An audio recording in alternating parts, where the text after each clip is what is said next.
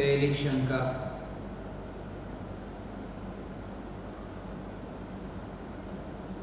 जीव औपशमिक सम्यक्त्व और अनिवृत्तिकरण पहले गुणस्थान पर करता है या चौथे पर औपशमिक सम्यक्त्व की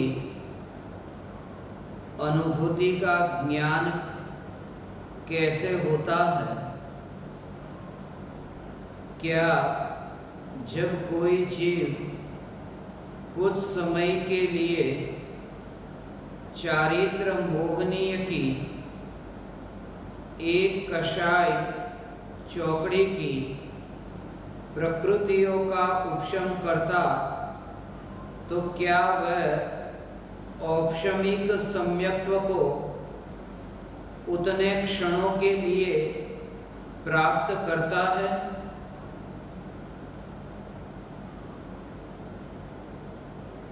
स्मिता,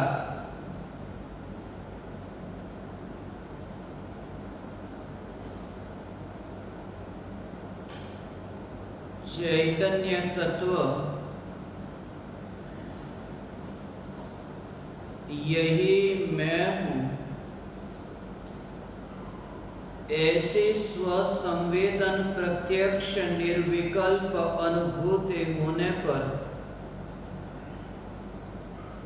सम्यक दर्शन प्रकट होता है। चैतन्य परमात्मा निर्विकल्प अनुभूति के काल में बिना पर्दे का अनुभव में आता है, प्रत्यक्ष अनुभव में आता है। जिस समय निर्विकल्प अनुभूति होती है उस समय यह श्रद्धा होती है, सम्यक दर्शन होता है कि अनादि काल से जो जानने रूप परिणमन होता था वह जानने रूप परिणमन भी इंद्रियों के माध्यम से नहीं होता था। आत्मा के निर्विकल्प अनुभूति होने पर जब ये भगवान आत्मा अनुभव में आया तब शरीर के परमाणु ऐसे ही होते हैं जैसे जगत के अन्य पुद्गल परमाणु। भगवान आत्मा जब ज्ञान में जानने में आता है, अनुभव में आता है, उस अनुभूति में विकल्प का पर्दा भी नहीं, विकल्प से भी चैतन्य तत्व की अनुभूति नहीं होती, तो देह के परमाणु से कैसे हो सकती है? जब आत्मा की अनुभूति होती है, अनादि काल से सबसे पहली बार निर्विकल्प अनुभूति के काल में औपशमिक सम्यक दर्शन प्रकट होता। इसलिए एक बात खास समझ लेनी चाहिए कि जो कचरा पानी के साथ में मिला हुआ है, उस कचरे को दूर करने का सबसे पहला उपाय यह है कि फिटकरी से उस कचरे को तल पर दबा दिया जाए और जो दबा हुआ कचरा है उसको निकालने में फिर सुविधा होगी। इसलिए ये नियम है कि सबसे पहली बार जब सम्यक दर्शन प्रकट होता है तो वह सम्यक दर्शन औपशमिक सम्यक दर्शन ही होता है। किसी भी जीव का सबसे पहले समय पर ऐसा पुरुषार्थ ही नहीं होता कि उसे सबसे पहली बार क्षायिक सम्यक दर्शन प्रकट हो। औपशमिक सम्यक दर्शन जिसका काल एक अंतर मुहूर्त का काल है, वह एक अंतर मुहूर्त का काल भी निर्विकल्प अनुभूति का काल नहीं है। निर्विकल्प अनुभूति जब होती है तब ज्ञानी का ध्यान काल पर नहीं होता। यह अंतर मुहूर्त के लिए अनुभूति हुई, अनुभूति रही, अंतर मुहूर्त के लिए यह श्रद्धा रही, सम्यक दर्शन रहा। ऐसे विकल्प से न्यारी चैतन्य तत्व की अनुभूति है। जिस समय यह अनुभूति होती है उस समय निर्विकल्प है। निर्विकल्प अनुभूति से पूर्व विकल्प है, मगर उन विकल्पों की भी ऐसी स्थिति है कि वहां जो विकल्प उत्पन्न होते हैं निर्विकल्प अनुभूति से पूर्व। जैसे किसी जीव को 4 बजे निर्विकल्प अनुभूति हुई, 4 बजे सम्यक दर्शन हुआ। सम्यक दर्शन से पूर्व यह तत्व विचार होता था और यह तत्व विचार पर और स्व के बीच में भेद विज्ञान के रूप में होता था। यह तत्व विचार का ही परिणाम है, यह तत्व विचार की ही चरम सीमा है।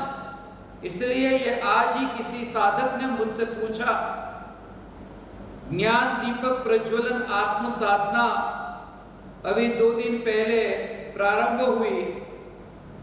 उन्होंने साधना शुरू की तो उन्होंने पहला ही यह प्रश्न पूछा कि ध्यान से पूर्व तत्व विचार। जब मैंने ज्ञान दीपकों से कहा कि दिन में 4 बार 5 मिनट या 15 मिनट के लिए ध्यान से पूर्व तत्व विचार आप करना, तो उन्होंने पूछा कि ध्यान से पूर्व तत्व विचार करना है कि ध्यान करना है। ध्यान करना नहीं होता, तत्व विचार करना होता है, क्योंकि 4 बजे से पहले मिथ्यात्व है और जहां तक मिथ्यात्व है वहां यह करने का भाव है, कर्तृत्व बुद्धि भी है। मैं ये बुद्धि पूर्वक विचार करूं, चिंतन करूं, ये भाव और मान्यता 4 बजे से पहले तक रहती है। और जिस समय वो सम्यक दर्शन प्रकट हुआ उस समय में ध्यान करूं ऐसा विकल्प नहीं है और ऐसी मान्यता भी नहीं है। इसलिए जब निर्विकल्प अनुभूति होती है तब ज्ञानी ध्यान करता नहीं है। वो ध्यान जो होता है उस होने के काल में भी द्रव्य का पूरा रस वहां अभेद रूप से उस द्रव्य का रस वह पीता है। क्षेत्र से खंडित नहीं होने वाला ऐसा अखंड और काल से खंडित नहीं होने वाला ऐसा अनादि अनंत ध्रुव ये नित्य भगवान आत्मा, ऐसी अनादि अनंत ये सत्ता, उसकी जो एकता, ये एकता का रस पीता है। अनंत गुण नहीं, अनंत गुणों की एकता का रस, क्योंकि एकता में बल है। एकता में बल है, एक नहीं एकता। भारत एक देश है तो एक देश कहते ही इतना अहोभाव नहीं आता। भारत एक देश है, मगर जब ये सुनो कि 135 करोड़ भारतीयों की एकता, इसका नाम भारत देश है। तो वो जो एक पहले कहते थे एक है और बाद में जो कहा 135 करोड़ भारतीयों की एकता, ऐसा ये भारत देश है। तो ऐसे ही एक न्यायक भाव एक है, मगर जिस समय निर्विकल्प अनुभूति होती है तब अनंत गुणों की एकता रूप जो द्रव्य ऐसा भगवान आत्मा, उस द्रव्य का रस वह पीता है। और उस रस के पीने में मैं रस पीने वाला ऐसा विकल्प नहीं। उसका ध्यान समझना कि जिस समय निर्विकल्प अनुभूति होती है मैं रस पीने वाला ऐसा हो, मैं रस पीने वाला ऐसा विकल्प ही नहीं होता। आत्मा की निर्विकल्प अनुभूति के काल में मैं चैतन्य परमात्मा हूं, ऐसी भीतर में अनंत गुणों की पर्याय के ढलने पर अनंत गुणों की पर्याय द्रव्य की ओर ढली। द्रव्य में से ही उत्पन्न होने वाली पर्याय द्रव्य में ही ढली, स्वयं का वैभव स्वयं में ढला। और एक नहीं, अनंत गुणों की पर्याय द्रव्य में ढली। और जिस समय यह अनंत गुणों की पर्याय द्रव्य में ढलती है, उस समय वो पर्याय तो द्रव्य का रस पीती है। पर्याय जो है वो द्रव्य का रस पीती है। समझना, ये है पर्याय और ये द्रव्य। तो जब पर्याय द्रव्य की ओर ढली और ये पर्याय द्रव्य का रस पीती है, द्रव्य का रस पीती है, ज्ञायक भाव का रस पीती है, तो ये पीने वाली तो ये पर्याय है। वो जो रस पीती है, ज्ञायक रस नहीं पीता, पर्याय है वो भगवान आत्मा का रस पीती है। मगर जिस समय ये पर्याय में ये विकल्प हो कि ज्ञायक भाव का रस पीने वाली वह मैं, तो पर्याय का जोर ही वहां पर पर्याय पर गया कि पर्याय कैसी कि ज्ञायक का रस पीने वाली मैं। तो जैसे ही पर्याय पर ध्यान गया कि वो पर्याय रस पीने से वंचित रह गए, क्योंकि वो पहले रस पीती थी ज्ञायक का, और अब विकल्प हो गया, पर्याय को पर्याय का विकल्प हो गया, पर्याय को ही पर्याय का विकल्प हुआ। इसलिए जब निर्विकल्प अनुभूति होती है, तब अभेद निर्विकल्प अनुभूति में पर्याय को पर्याय का भी विकल्प नहीं, वो निर्विकल्प, वो 4 बजे की अनुभूति। अब जो यहां ये पूछा है कि सम्यक दर्शन, जो औपशमिक सम्यक दर्शन है, उस निर्विकल्प अनुभूति में भी यही स्वरूप अनुभव में आता है। क्षायिक सम्यक दृष्टि को अलग अनुभव में आता है ऐसा नहीं, औपशमिक सम्यक दृष्टि को भी यही स्वरूप अनुभव में आता है। इसलिए वो क्षायिक सम्यक दृष्टि को सम्यक दर्शन प्रकट हुआ, औपशमिक सम्यक दृष्टि को सम्यक दर्शन प्रकट हुआ। वो काल के हिसाब से फिर भेद देखो कि औपशमिक सम्यक दृष्टि का अब इतना लंबा परिभ्रमण नहीं है, क्षायोपशमिक सम्यक दृष्टि का अभी इतना लंबा परिभ्रमण नहीं है, क्षायिक सम्यक दृष्टि का इतना लंबा परिभ्रमण नहीं है जितना मिथ्या दृष्टियों का परिभ्रमण है। क्योंकि वो तीनों ने वो जो रस चखा है, वो चैतन्य का रस, उस रस में कोई भेद नहीं।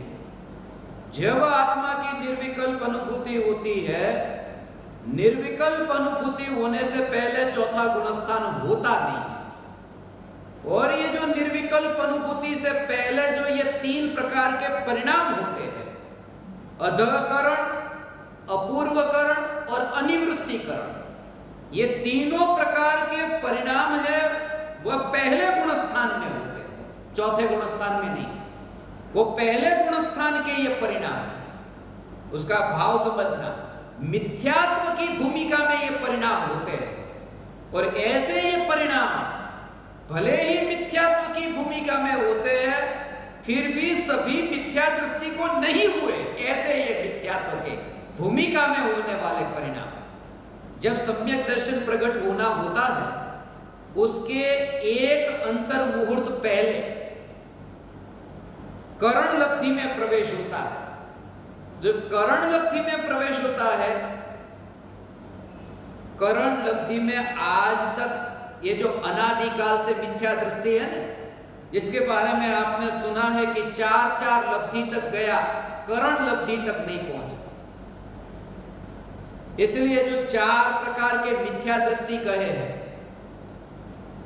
निश्चयाभासी, व्यवहाराभासी, उभयाभासी और सम्यक व सन्मुख मिथ्या दृष्टि। यदि मैं आपसे पूछूं कि आप निश्चयाभासी हो, कि आप व्यवहाराभासी हो, कि उभयाभासी हो, नहीं, हम तो सम्यक्त्व के सन्मुख हैं, हम एकांतवादी थोड़ी नहीं। ऐसा जो जीव जो निश्चयाभासी भी नहीं, व्यवहाराभासी भी नहीं, उभयाभासी भी नहीं, फिर भी वो अनुभूति से कहीं ना कहीं वंचित रहा है, वो जीव कौन सा? वो बाहर के स्थूल विषयों से तो बच गया, मगर फिर भी सम्यक्त्व सन्मुख। किसी जीव को 2 साल के बाद सम्यक दर्शन होना है, अनादिकाल से नहीं हुआ। 2 साल के बाद सम्यक दर्शन होने वाला है, तो भी उस जीव को सम्यक तो सन्मुख मिथ्या दृष्टि नहीं कहते। अंतर मुहूर्त काल पहले जब करण लब्धि में प्रवेश होता है, करण लब्धि में जिस जीव का प्रवेश हुआ है वही जीव सम्यक तो सन्मुख मिथ्या दृष्टि है। और सम्यक तो सन्मुख मिथ्या दृष्टि जीव, उस भूमिका में ये 3 प्रकार के परिणाम होते हैं। 4 बजे सम्यक दर्शन प्रकट हुआ, 3:12 ये तो हो गया मुहूर्त, 48 मिनट का जो काल, और उससे भी अंतर का काल, उस समय ऐसे प्रकार के परिणाम सहज ही आते हैं अनुभूति से पहले। यहां तो सिर्फ इतना आप समझो कि अधकरण, अपूर्वकरण, अनिवृत्तिकरण, ये अनिवृत्तिकरण के परिणाम, वो अनिवृत्ति का अर्थ होता है अभेद। परिणामों में अब भेद नहीं रहा। जो जीव सम्यक दर्शन पाने के उस समय पर होता है, तब उनके परिणामों में फिर भेद नहीं रहता। जिन जीवों को सम्यक दर्शन की प्राप्ति होती है, इसलिए मैंने आपसे कहा था निर्विकल्प अनुभूति में तो भेद नहीं, मगर निर्विकल्प अनुभूति के पूर्व जो ये करण के परिणाम है, वहां पर भी भेद नहीं। इसलिए तो उन परिणामों को अनिवृत्तिकरण परिणाम कहा। अ का अर्थ नहीं, निवृत्ति अर्थात भेद। भेद जहां नहीं है ऐसा ये अभेद, अनिवृत्ति, ऐसा जो ये अभेद, ऐसा जो ये परिणाम निर्विकल्प अनुभूति से पूर्व, ये पहला गुण स्थान है। अभी सम्यक दर्शन प्रकट नहीं हुआ, इसलिए करण लब्धि पहला गुण स्थान। अनिवृत्तिकरण के जो परिणाम है, यहां जो पूछा है कि अनिवृत्तिकरण के परिणाम, ये तो पहले गुण स्थान में, और औपशमिक सम्यक्त्व वो चौथे गुण स्थान में। अब औपशमिक सम्यक दर्शन जो हुआ, उसका ज्ञान कैसे होता है? जब सम्यक दर्शन प्रकट होता है,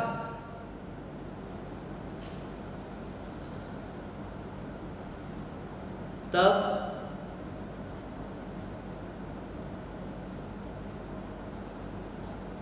अकर्ता भाव प्रकट होता है। इतने निकट आई, इतने निकट आई कि वहां दूर तक रह ही न सकी, टिक ही न सकी। ऐसी यह पर्याय, सामने गुरु बैठे, सामने परमात्मा की पुकार हो रही है। ये जो परमात्मा की पुकार, ऐसा हो वहां से सीधी मुड़ करके ऐसी अंतर की ओर ढलना, ऐसा सहज ही अंतर की ओर ढलना, ऐसा अंतर की ओर ढलना, फिर वहां टिक ही न सकी। ऐसी यह पर्याय, जब यह तत्व विचार हो रहा था, गुरु की वाणी सुनते सुनते ये तत्व विचार होता है, मैं चैतन्य परमात्मा तत्व, ये निर्विकल्प अनुभूति से पूर्व। महावीर भगवान का विकल्प ये करण लब्धि का परिणाम नहीं। आदिनाथ भगवान आप महान हो, ये करण लब्धि नहीं। ये तो उनसे जो पुकार सुनी कि मैं चैतन्य परमात्मा, ऐसा ही तत्व का विचार, और ऐसे तत्व विचार की चिंतन की धारा, किसी भी समय इसी प्रकार का ऐसा विचार निर्विकल्प अनुभूति से पूर्व, ये मिथ्या दृष्टि को ऐसे विचार होते हैं। इसलिए जो लोग कहते हैं ना कि हम तो अज्ञानी है, हम आत्मा का विचार कैसे करें? आत्मा का विचार जो है वो मिथ्यात्व की भूमिका में होगा, क्योंकि अनुभूति होती है तब आत्मा का विचार नहीं, वो तो निर्विकल्प अनुभूति। विचार माने वो विकल्प रूप विचार, वहां तो निर्विकल्प है। सम्यक दर्शन जब प्रकट होता है, तो सम्यक दर्शन से पहले जो कर्तृत्व का भाव था, वो कर्तृत्व भाव छूटा,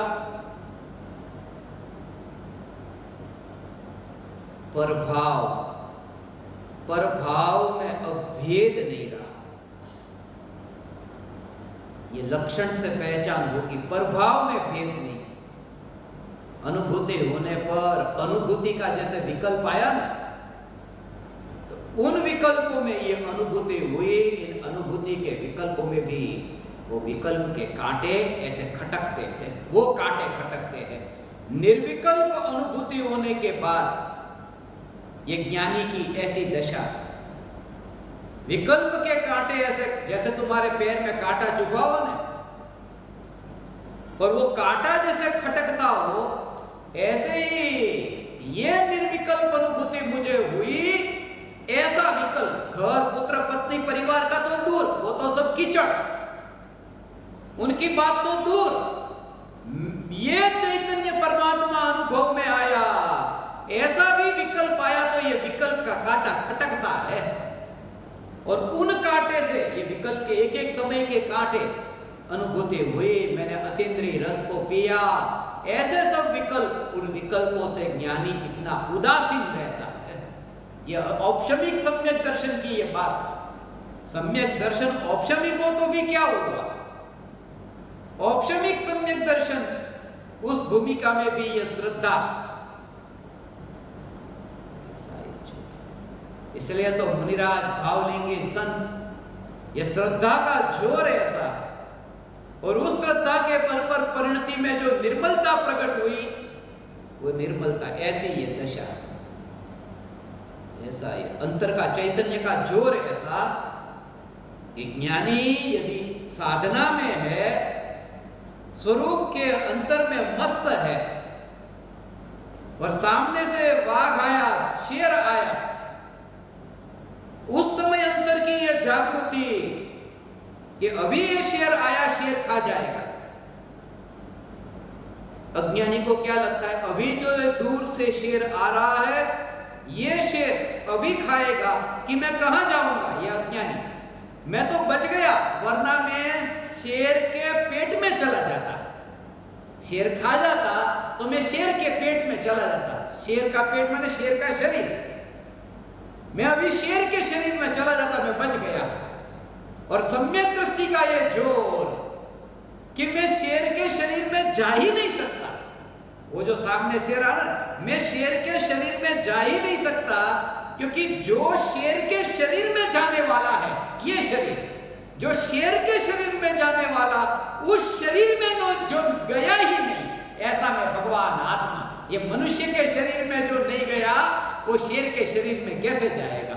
ऐसी श्रद्धा का जोर, वो औपशमिक सम्यक दर्शन, ये औपशमिक सम्यक दर्शन हो। इसलिए ज्ञानी के साथ में तुम ये परमाणु को देखते हो, मगर इन परमाणुओं के अंतर में ज्ञानी कहीं पर भी नहीं है। ये श्रद्धा का जोर, ये सम्यक दर्शन, तुम इन परमाणु को फिर अपनी पहचान नहीं मानोगे। ये परमाणु मेरी पहचान नहीं, मैं किसी के अंतर में जाऊं, ऐसा नहीं। ये भेद विज्ञान है ऐसा, फिर ऐसा अंतर में ऐसा ऐसा ऐसा। सांप ने काट लिया,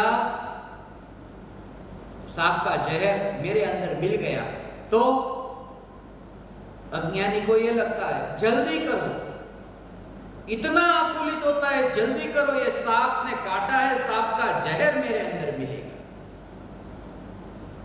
पर ज्ञानी की यह श्रद्धा, सांप का जहर मेरे अंदर मिलेगा नहीं, मेरे अंदर सांप का जहर नहीं मिलेगा। क्यों? क्योंकि जैसे 4 बजे आत्मा की निर्विकल्प अनुभूति हुई, तो उस समय ही त्रिकाली ध्रुव चैतन्य शुद्ध अनुभव में आया। अब ये समझो कि 4:42 पर सांप ने काटा, तो उस समय जो सांप ने काटा, उस समय श्रद्धा में तो है, श्रद्धा में है, सम्यक दर्शन छूटा नहीं है।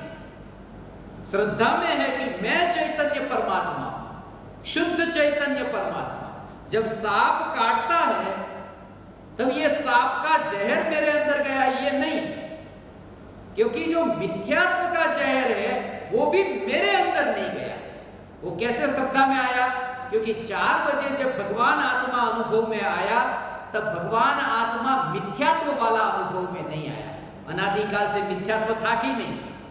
ये भूतकाल, ये वर्तमान काल और ये भविष्य काल, तो ये त्रिकाल जो भगवान आत्मा, जब 4 बजे की पर्याय में त्रिकाली ध्रुव भगवान आत्मा अनुभव में आता है, अनुभव में आया वर्तमान में, मगर जब वो त्रिकाली शुद्ध अनुभव में आया, 4 बजे तो शुद्ध अनुभव में आया, तो उस समय ये श्रद्धा हुई ना कि भूतकाल में जो मिथ्यात्व था वो स्वरूप में मिला नहीं, वरना ये त्रिकाली शुद्ध अनुभव में कैसे आता?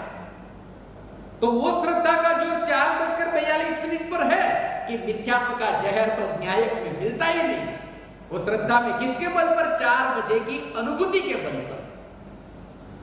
तो मिथ्यात्व का जहर जिसमें मिला नहीं है, ऐसा त्रिकाल शुद्ध परमात्मा ये मैं हूं, तो ये सांप का जहर पुद्गल ये मेरे अंदर कैसे मिलेगा?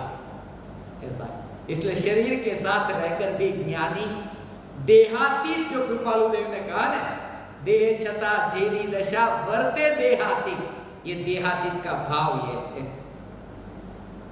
ये कुछ विरले इस भाव को समझ सकेंगे, और ये ऐसे ही विरले समझ सकेंगे जो जागृति की ओर आगे बढ़ रहे हैं, जिनका प्रति समय अंतर में स्वरूप के निकट अपरिणति का दौड़ना हो रहा है। ऐसे विरले सावधान, जागरूक जागरूक जागरूक,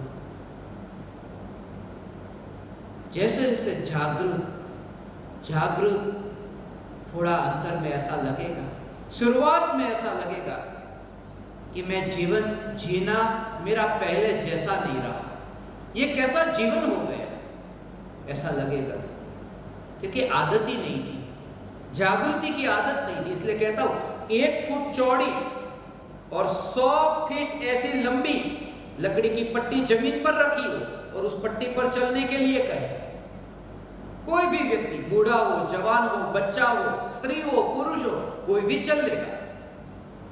मगर वही लकड़ी की पट्टी 2 मकान है उसकी छत पर लगी हो, और ऐसा समझो कि जितनी ऊंची 10 मंजिल वाली, यहां 10 मंजिल, यहां 10 मंजिल, और सड़क है बीच में, और वहां जो पट्टी रखी और फिर कहे कि उस पट्टी पर अब तुम्हें चलना है, तो उस समय जो चलेगा दोनों में फर्क होगा, नीचे चलना और ऊपर चलना।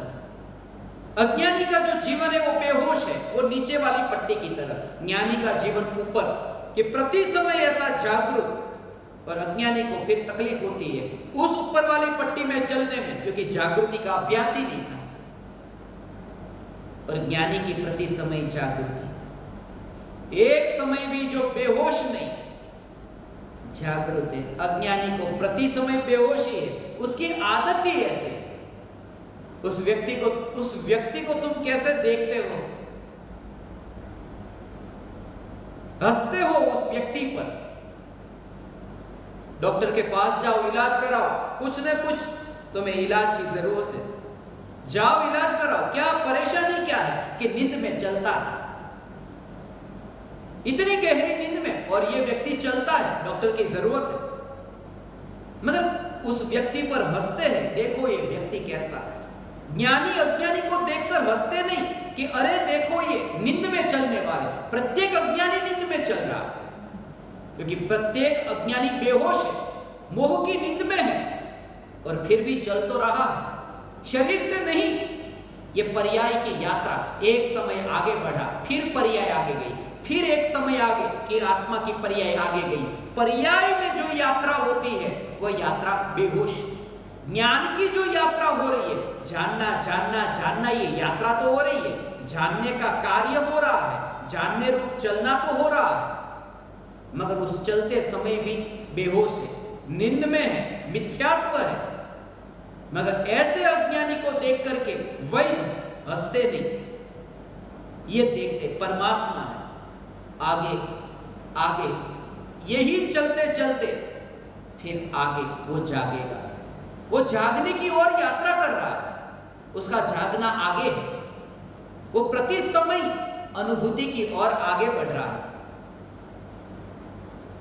और पीछे जाने का तो कोई उपाय ही नहीं। इसलिए प्रत्येक अज्ञानी, ज्ञानी ही नहीं, प्रत्येक अज्ञानी तरक्की कर रहा है, उन्नति कर रहा है, क्योंकि मोक्ष के निकट जा रहा है। मगर जो मोक्ष के निकट जा रहा है उसे भी मोक्ष की रुचि नहीं, वो मेरे लिए नहीं, मोक्ष मेरे लिए नहीं। राग और द्वेष के भाव उत्पन्न होते, राग द्वेष के कांटे, वे भी मेरे लिए नहीं। अज्ञानी को ऐसा लगता है जितने भी कांटे हैं वो मुझे चुभने के लिए ही उगे हैं। जितने कांटे को तुम देखो ये मुझे चुभने के लिए, और फूलों को देखो, फूल की मालाओं को देखो, ये मेरे ऊपर चढ़ने के लिए, कांटे चुभने के लिए, फूल चढ़ने के लिए। मगर समझदार व्यक्ति वो देखता है कांटे हो, फूल हो, वे मेरे लिए नहीं। राग का कांटा हो, वितरागता के फूल हो, मेरे लिए नहीं, क्योंकि मैं चैतन्य परिपूर्ण, मेरे भीतर कुछ भी नहीं, राग भी नहीं और वितरागता भी नहीं। क्योंकि राग की मृत्यु है, वितरागता का जन्म है, और मैं अनादि अनंत। इस श्रद्धा के बल पर ज्ञानी को कांटे में भी रुचि नहीं और फूल में भी रुचि नहीं। यही तो धर्म है, यही त्रिकाली चैतन्य तत्व की श्रद्धा है। आगे पूछा है,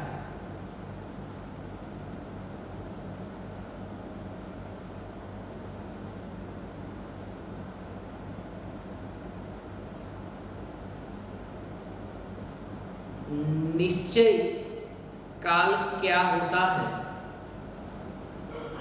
और जीव तत्वों की वर्तना निश्चय काल के संबंध में कैसे होती है?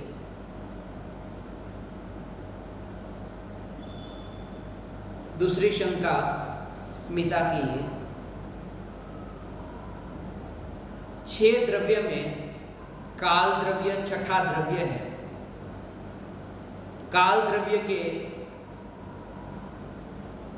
2 भेद है, निश्चय काल और व्यवहार काल।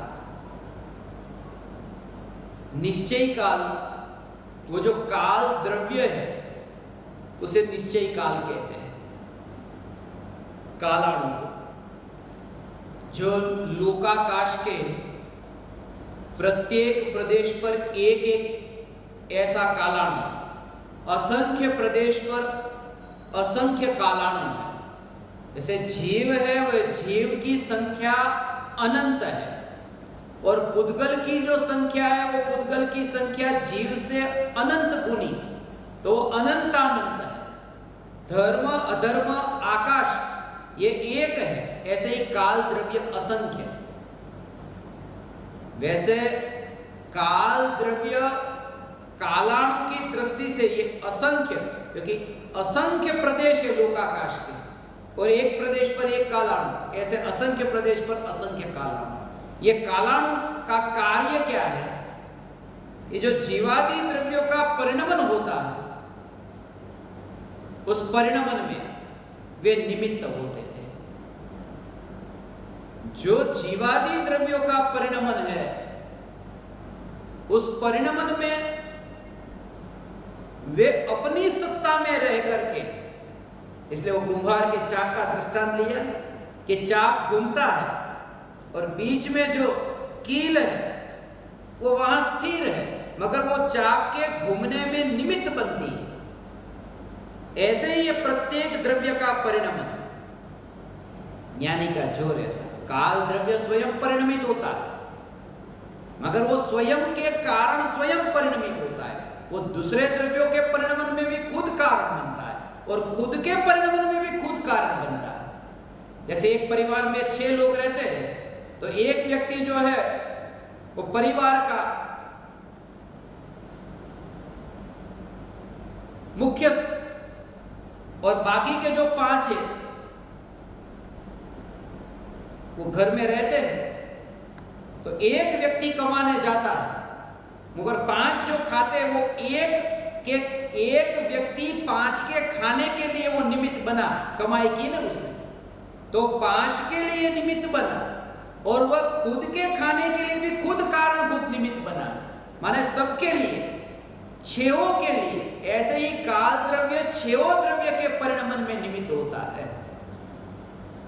और ज्ञानी काल द्रव्य के इस सिद्धांत को भी ऐसे समझते हैं तुमने किसी को ज्ञान दिया, किसी को धन दिया, कुछ न कुछ तुमने दिया, तुम्हें ऐसा लगता है कि मैंने इसके लिए कितना ऊंचा काम किया, कितना महान काम किया है।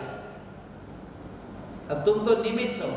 कोई रोटी बनी तो रोटी बनने में, रोटी कच्ची थी, अब रोटी पकी, तो रोटी बनाने वाले को कैसा भाव होता है कि मैंने रोटी बनाई।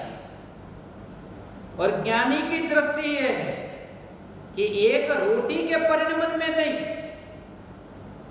सारे जगत के परिणमन में,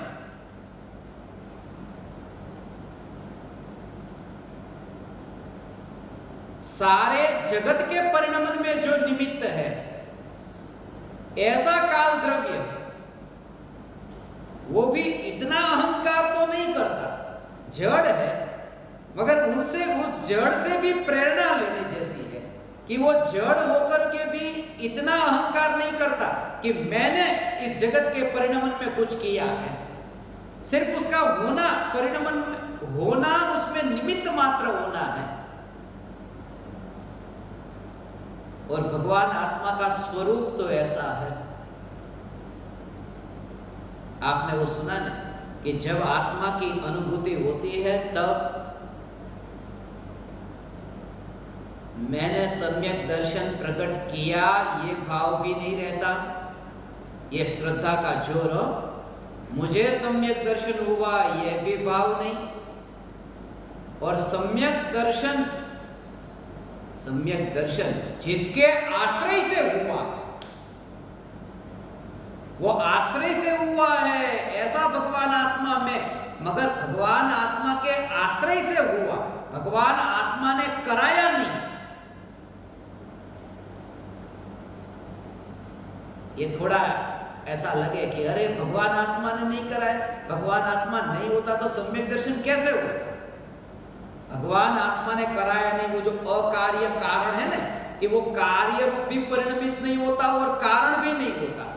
भगवान आत्मा के कारण सम्यक दर्शन होता, वो त्रिकाली ध्रुव न्याय के कारण सम्यक दर्शन होता, तो त्रिकाली ध्रुव भगवान आत्मा तो अनादिकाल से था, फिर वो सम्यक दर्शन क्यों नहीं हुआ? कारण तो था ना। जिस समय पर्याय की योग्यता आई तब सम्यक दर्शन हुआ। माने त्रिकाली ध्रुव ने तो, जिसमें परिणमन नहीं हुआ इसलिए वहां कार्य भी नहीं है और परिणमन का वो कारण भी नहीं है, ऐसा अकार्य कारण जो है मात्र यही मैं। पहले ऐसा विचार चलता है कि भगवान आत्मा है। कृपालु देव ने आत्मसिद्धि शास्त्र में कहा ना कि भगवान आत्मा है, और फिर वहां से यहां पर आए कि भगवान आत्मा है नहीं, मैं भगवान आत्मा हूं। पहले तो सत्ता की सिद्धि की कि भगवान आत्मा की सत्ता है, और सत्ता की सिद्धि करके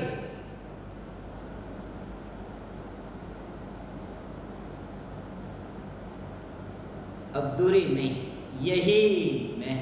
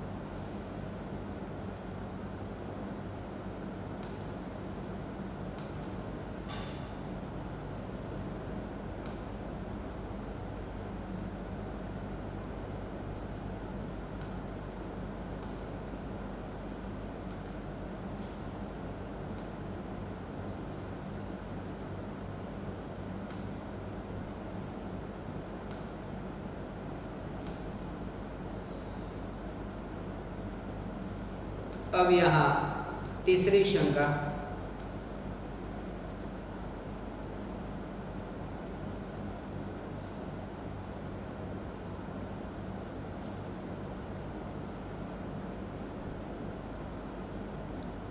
क्षमापना और उसकी महत्वता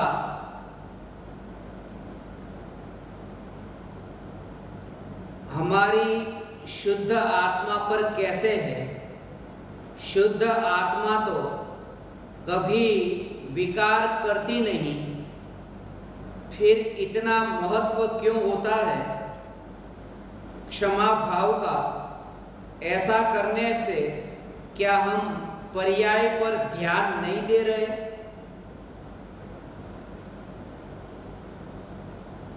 संदीप,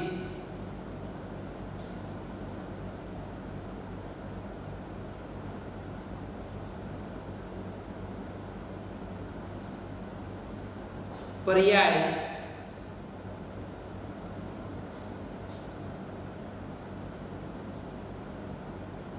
जैसा अभी आपने सुना, बहुत से साधकों को ये शंका होती है कि भगवान आत्मा ने आज तक कोई अपराध किया ही नहीं है, तब फिर ये क्षमापना का इतना महत्व क्यों है, माफी मांगने का इतना महत्व क्यों है, जब भगवान आत्मा ने कोई अपराध ही नहीं किया।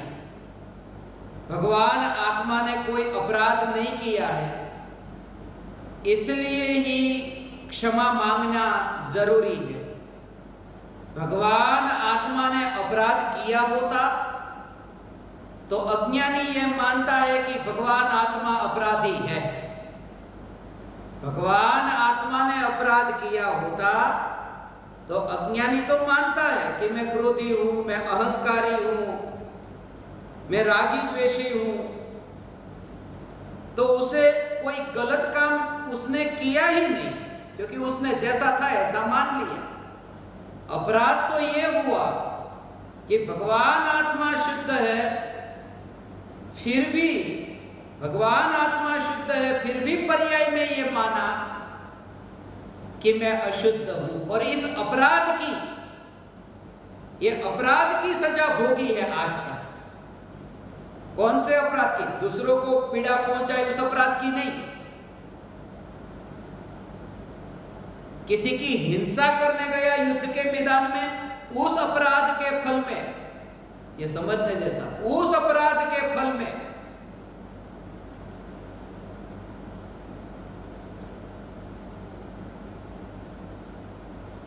इतना संसार परिभ्रमण नहीं हुआ। युद्ध के मैदान में लड़ने जाए उस कारण से संसार परिभ्रमण नहीं हुआ, क्योंकि अनादिकाल से जब निकोध में था तो वहां कहां युद्ध करने गया था। जब निकोध में था तब कहां सात व्यसन का सेवन करने गया था। तो सात व्यसन का सेवन भी इतना बड़ा पाप नहीं है। सात व्यसन का सेवन भी इतना बड़ा पाप नहीं है जितना बड़ा पाप मिथ्यात्व का पाप है, क्योंकि अनंत परिभ्रमण का कारण जो बना है वह मिथ्यात्व अनंत परिभ्रमण का कारण बना है। और इसलिए क्षमापना,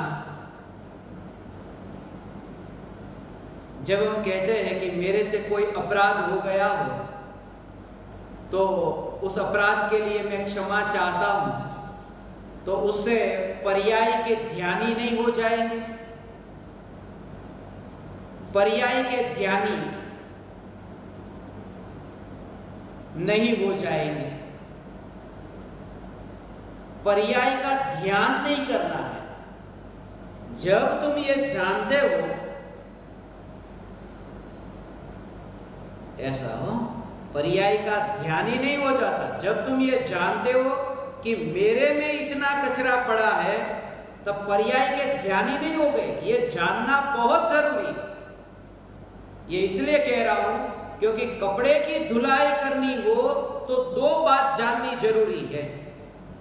एक तो कपड़ा किस रंग का है ये जानना, कि सफेद रंग का कपड़ा है और उस कपड़े पर मैल है, तो कोई व्यक्ति उस मैल को डिजाइन न समझ ले, ये पहले ध्यान रखना है वह मैल, और मैल को डिजाइन न मान ले।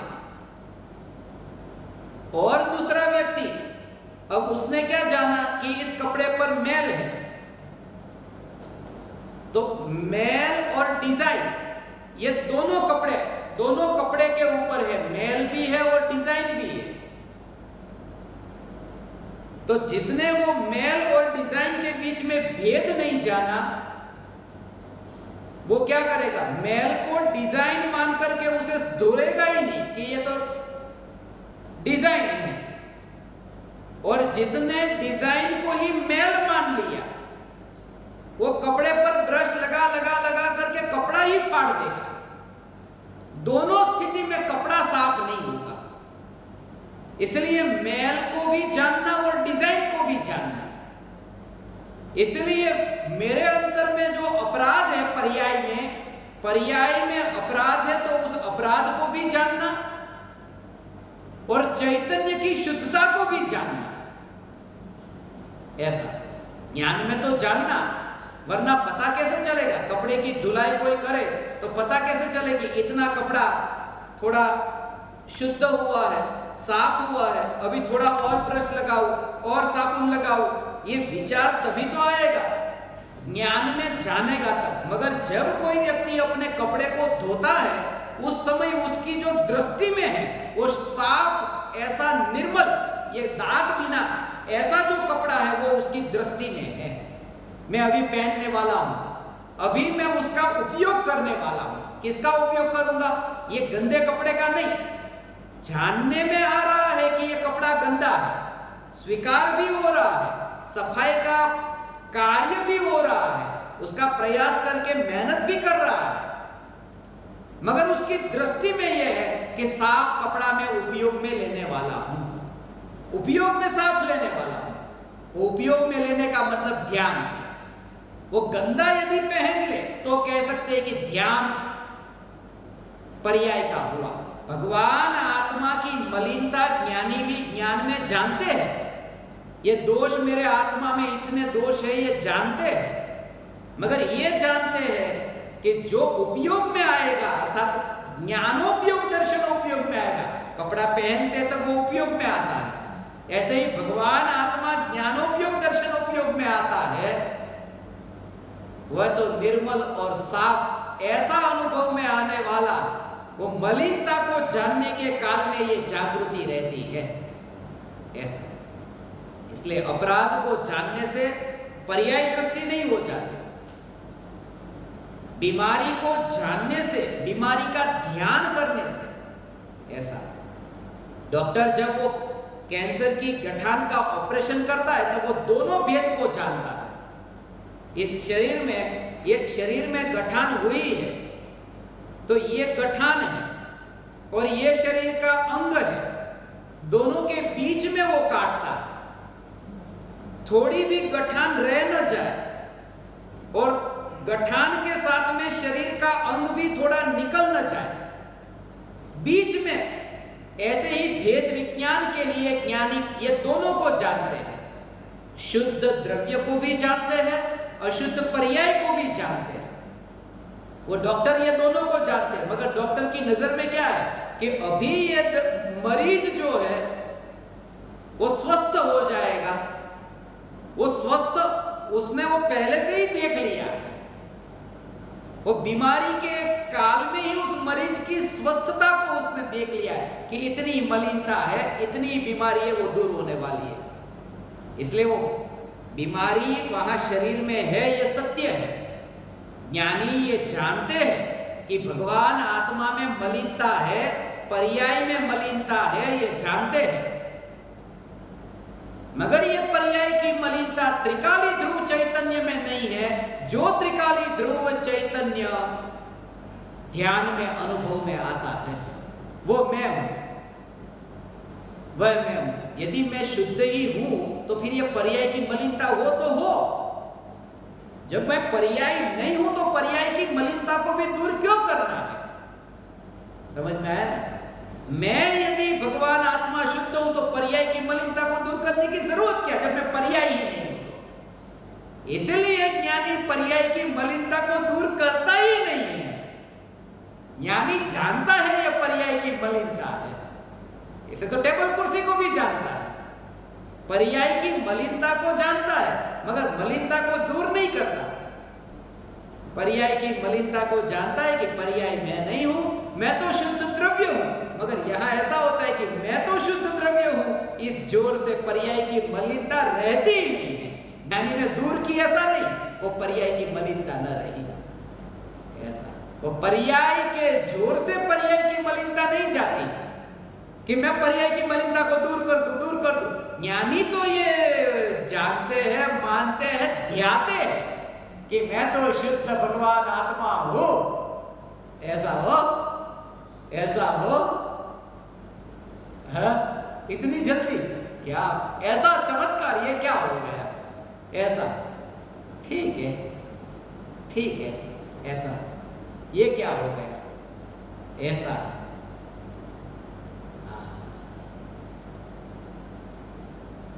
आंगन है ना, आंगन।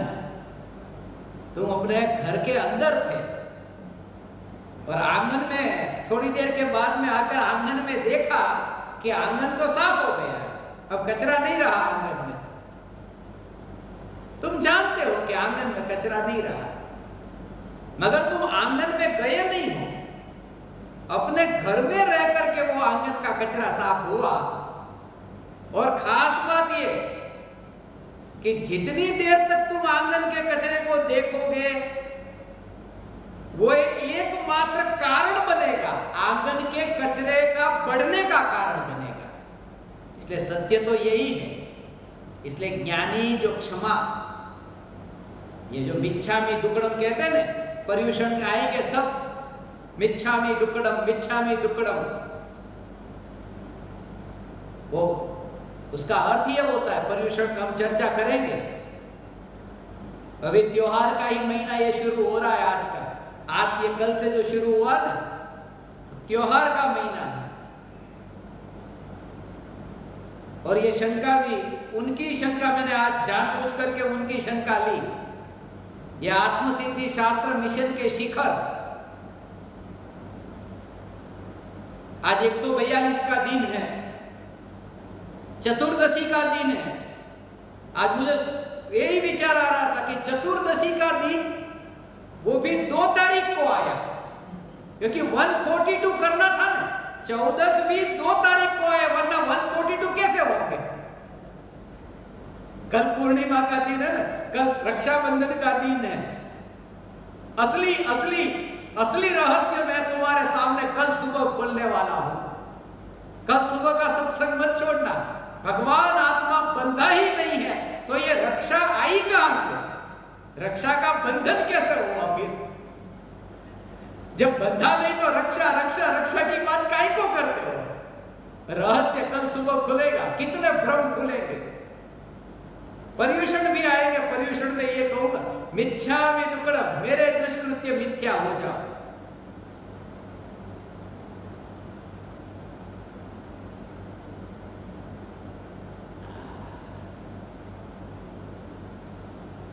क्षमा का भाव जो है ना, दूसरों के सामने माफी मांगना, मुझे माफ कर दो, मुझे माफ कर दो, मुझे माफ कर दो।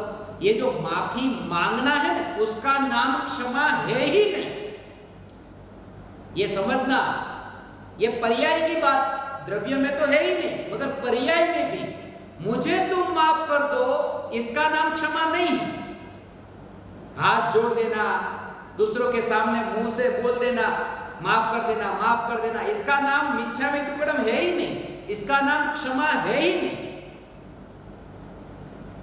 क्षमा किसका नाम है? क्षमा का मतलब क्रोध होने के बाद में माफी मांगने जाना, उसका नाम क्षमा नहीं। क्योंकि क्षमा तो धर्म है ना, और धर्म दूसरों के सामने जाकर के कैसे हो सकता है? धर्म तो अंतर में जाने से होता है, और क्षमा तो दूसरों से मांगने जाते हैं, दूसरों के सामने जाए। अब कोई दूसरा मेरे सामने आता नहीं जिसके सामने मुझे क्षमा मांगनी है। बहुत से लोग ऐसे हैं जो मेरे पास आए और चले गए, मैंने नहीं छोड़ा। परम कृपालु भी कहते थे कोई भी गुरु अपने शिष्य को छोड़ता नहीं है, शिष्य का मन भर जाता है कि वो भाग जाता है। फिर मैं कहता हूं मिच्छामि दुक्कडम, अब एक आदमी मेरे सामने नहीं आ रहा, मुझे उनसे मिच्छामि दुक्कडम कहना है। अब जब तक मैं मिच्छामि दुक्कडम कह ना सकूं तब तक मेरा मोक्ष नहीं होगा। लेकिन क्षमा कहां मांगी नहीं, क्षमा मांगे बिना मोक्ष नहीं। और क्षमा तो धर्म है, और क्षमा धर्म तो सिद्ध भगवान तो किसके पास में जाए? सिद्ध भगवान को क्षमा धर्म ही नहीं होगा। फिर क्षमा का अर्थ है कि चैतन्य परमात्मा के आश्रय से क्रोध उत्पन्न ही नहीं होता। क्रोध आया और फिर माफी मांगना, इसका नाम क्षमा नहीं। चैतन्य में लीन हुए कि क्रोध की उत्पत्ति ही नहीं होती, ऐसी जो परिणति की शुद्धता, इसका नाम क्षमा है। यह मिच्छामि दुक्कडम। वो मिच्छामि दुक्कडम का अर्थ है मेरे दुष्कृत्य मिथ्या हो जाए। मैंने जितने भी बुरे काम किए ना वो सब मिथ्या हो जाओ। मिथ्या हो जाओ अर्थात उसका भाव तो ये मिच्छामि, मिथ्या हो। मिथ्या हो माने क्या? दुष्कृत्य, दुक्कडम का अर्थ होता है दुष्कृत्य। मेरे जितने भी दुष्कृत्य है ये मिथ्या हो जाओ। अर्थात जब चैतन्य परमात्मा की अनुभूति हो तो अनुभूति में भगवान आत्मा शुद्ध अनुभव में आया, वो शुद्ध अनुभव में आया कि उस समय मिच्छामि दुक्कडम हो गया। कैसे कि शुद्ध अनुभव में आया तब ये श्रद्धा हुई कि भगवान आत्मा में तो दुष्कृत्य है ही नहीं, तो दुष्कृत्य यहाँ है ही नहीं, यहाँ है ऐसा जो माना था वो झूठ था, वो सब मिथ्या था। भगवान आत्मा में दुष्कृत्य है ये मान्यता मिथ्यात्व है। और जब ये श्रद्धा हुई कि मैं भगवान आत्मा जिसमें दुष्कृत्य है ही नहीं, तो वो सब दुष्कृत्य मिथ्या हो गए, मिथ्या हो गए, मैं दुष्कृत्य वाला नहीं। ऐसा अपराध के बाद में, इसलिए ज्ञान में जानना कि मेरे में दोष है, ज्ञान में जानना, मगर स्वरूप के अंतर में लीन होने पर ये सब भेदों से पार हो जाता है। ये रहस्य ऐसा है। भगवान आत्मा ये धर्म है, परमात्मा का धर्म इतना पराधीन नहीं हो सकता। धर्म तो सहज है, उसमें परतंत्रता नहीं, इसमें दो की जरूरत नहीं। आज 2 तारीख है ना, ये दो है, ये 2 का स्वरूप है, मगर 2 के स्वरूप में भी अनुभूति। इसलिए भगवान की वाणी में ये जो भेद बताए, भावलिंग, द्रव्यलिंग। आज 28 मूलगुण का भी दिन है, 2/8 की तारीख हो, 2/8 को मैं 28 मूलगुण का दिन कहता हूं। 28 मूलगुण का भाव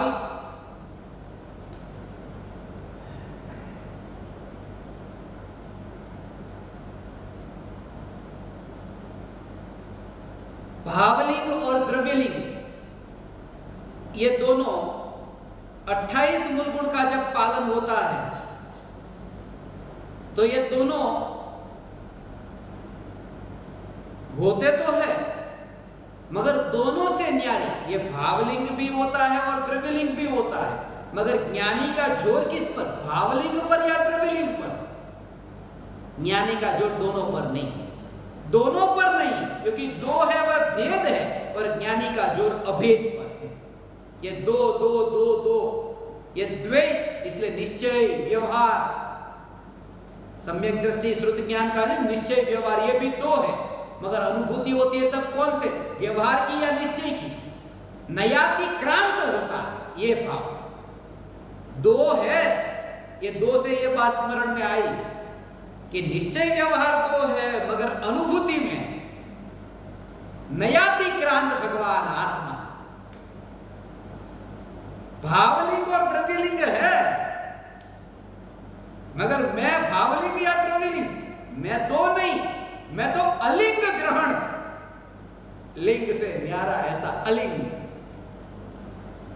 ये दो दो दो दो ऐसा चलता रहता है और वो मोक्ष तक नहीं छूटता। मोक्ष में भी दो दो रहते हैं, मोक्ष में भी दो भेद रहते हैं, सिद्धों में भी दो प्रकार के सिद्ध होते हैं, एक पद्मासन और एक खड्गासन, वहां पर भी दो तो रहा मगर रहे अपने में, वो भेद से न्यारे। ये बात चौथे गुणस्थान से सिद्ध भगवान तक ये दो दो दो दो दो मगर रहे हैं एक में, एक की जागृति।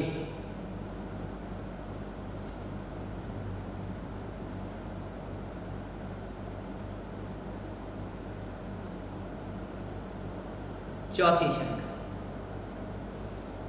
जाप या मंत्रों की महत्वता साधक के जीवन में क्या है? जब पुद्गल आत्मा पर असर नहीं करते तो मंत्र उच्चार का क्या महत्व है? हम इतने ज्ञानियों को मंत्र साधना करते देखते हैं तो वह यह क्यों करते हैं और करते समय उनका भाव क्या होता है?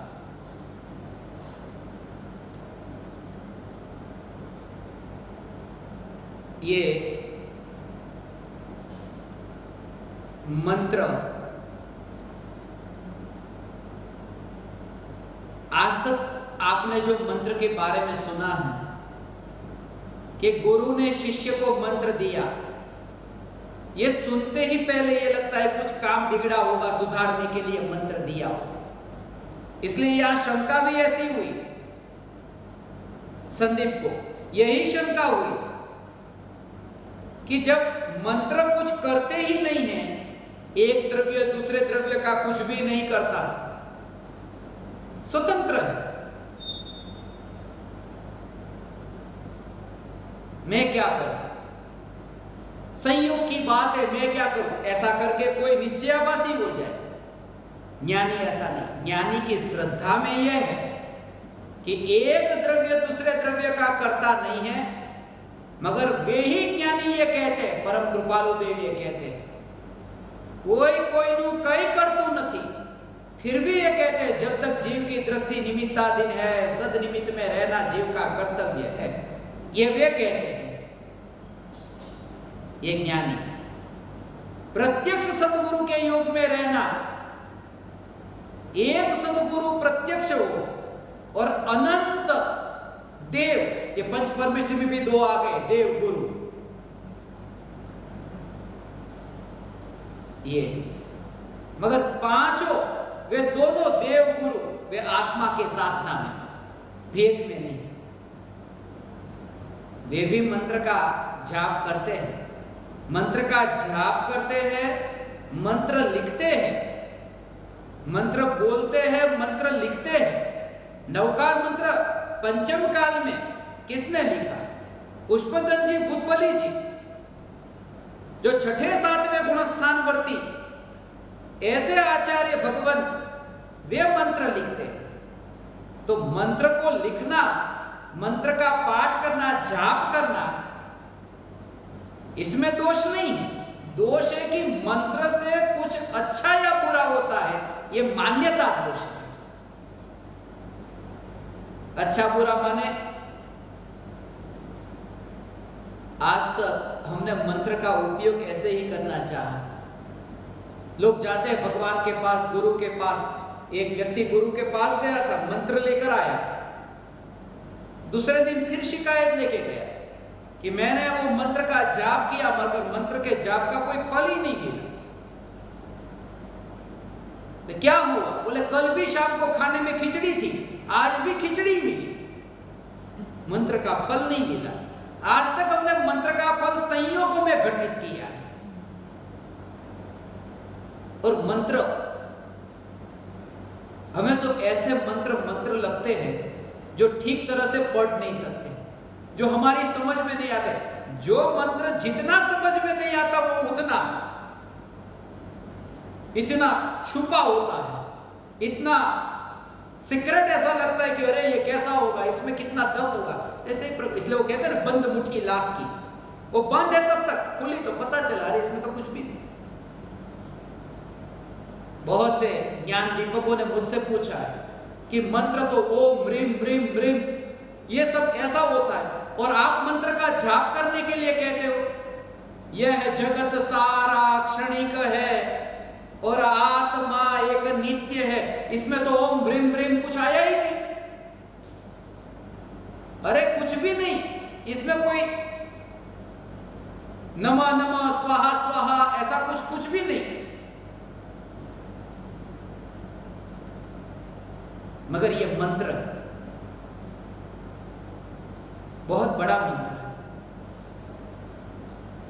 जिस मंत्र में तुम्हें ऐसा लगे कि अरियन भगवान को नमस्कार करता हूं, सिद्ध भगवान को नमस्कार करता हूं, आचार्य को नमस्कार, उपाध्याय को नमस्कार, साधु को नमस्कार, 5 परमेष्ठी को मेरे नमस्कार हो, सिर्फ इतना ही है ना।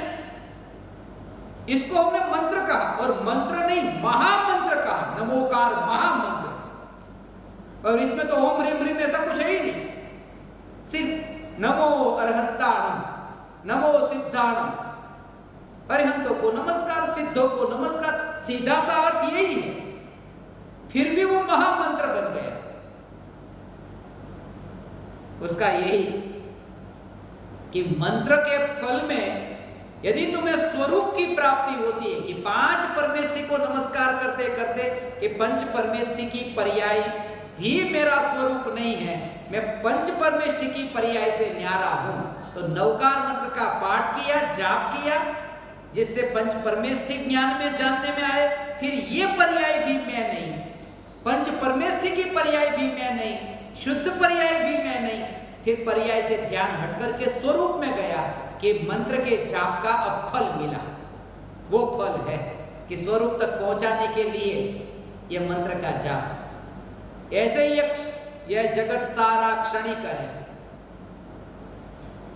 और वो गाकर के यदि होता है तो उससे फर्क पड़ेगा, वो शब्द से वो फर्क पड़ेगा, अंतर से वो जब सुनते हैं। इसलिए पहले के जमाने में जो लिखे गए शास्त्र वो पद्य की शैली में, आप गाथाओं को देखो, श्लोकों को देखो, वो पद्य शैली में। इसलिए आत्मसिद्धि शास्त्र, राग की दीवार का पड़ोसी, मैंने ज्ञान दीपकों को जो पाठ करने के लिए कहा,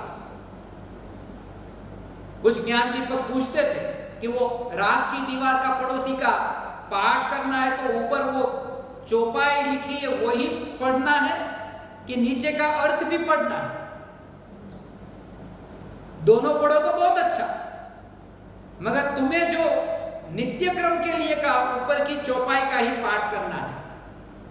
ऐसे ही आत्मसिद्धि शास्त्र में भी नीचे संक्षिप्त टीका है, मगर ऊपर जो गाथा है वो गाथा का पाठ करना है, वो गाने की शैली में।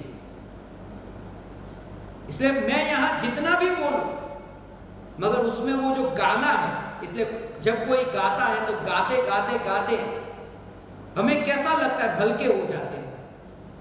और इसके बारे में प्रयोग बहुत हुए, कनाडा में भी प्रयोग हुआ। वनस्पति के पास में ऐसा संगीत बजाया गया, उसके तरंगों के कारण वो जो पौधा 1 साल में बड़ा होता था 2 महीने में बड़ा हुआ। ये कंपन, ये सुनते, ये ध्वनि का इतना महत्व, इसे तीर्थंकर भगवान की दिव्य ध्वनि कहा, इसलिए श्रुत ज्ञान कहा, लिखित ज्ञान न कहा। इसलिए जो इजिप्ट में पिरामिड है, वैज्ञानिकों ने बहुत खोज की, इतने बड़े बड़े पत्थर यहां कैसे उठा के लाए होंगे, और इसके भीतर जहां पर कोई इलेक्ट्रिसिटी नहीं, कोई निशान नहीं, यदि दिया लेकर के भी कोई अंदर गया होगा तो कैसे गया होगा? दिए के धुएं का भी कुछ वहां पर निशान नहीं। उस जमाने में हजारों वर्षों पहले वो पिरामिड, क्रेन की भी सुविधा नहीं थी। ये हुआ कैसे? वे इस तारण पर पहुंचे कि उसमें भी कोई ऐसा ध्वनि उसके पास में ऐसा ध्वनि वहां पर सुनाया गया कि पत्थर का वजन जो है वो वजन थोड़ा हल्का हो गया। और ऐसे बहुत प्रयोग अभी वैज्ञानिक कर रहे हैं। हल्के हो जाओ, जब तुम गाते हो तब तुम ऐसे हल्के हो जाते हो। शरीर में तो वही वजन रहता है, मगर तुम अपने को महसूस करते हो ऐसे। इसलिए सत्संग में वो जो गाने का महत्व है, मंत्र, ये जाप, ये गाना, इसलिए ये जानबूझ करके हम सत्संग के लिए बैठते, मैं बोलता हूं, मैं गाता नहीं हूं, मगर इसके पीछे ये कारण है। सत्संग की जो शुरुआत होती है वो गा करके होती है। आप भक्ति करते हो नहीं, आप बोल करके नहीं, गा करके, और सत्संग के अंत में भी गा करके, माने शुरुआत भी गाकर और अंत भी गाकर। वो गाने का जो महत्व है, पद्य का जो महत्व है, उसमें तुम्हारे अंतर में, हृदय में ऐसे स्पंदन होंगे। मंत्र जाप की महिमा है सिर्फ ये कि एक द्रव्य दूसरे द्रव्य का कर्ता नहीं है, मगर इस भूमिका में ऐसे भाव आए बिना नहीं रहते। ज्ञानी को यह जागृति रहती है। तो आज ये आत्मनिर्भरता के संबंध में हमने कुछ शंकाएं ली, अभी बहुत सी शंकाएं बाकी है। वे शंका हम अगले सेशन में लेंगे परसों, और कल सुबह रक्षाबंधन, जिसके बारे में कुछ जो रहस्य आपसे कहने हैं, पर आपको कल सुबह 10 बजे भारत के समय अनुसार रक्षाबंधन पर एक अपूर्व सत्संग होगा, 1 घंटा और 12 मिनट का। तो आप सभी उस सत्संग का लाभ लेवें। और परसों मंगलवार के दिन जो अधूरी शंका है, उन शंकाओं को लिया जाएगा। आज इतना ही।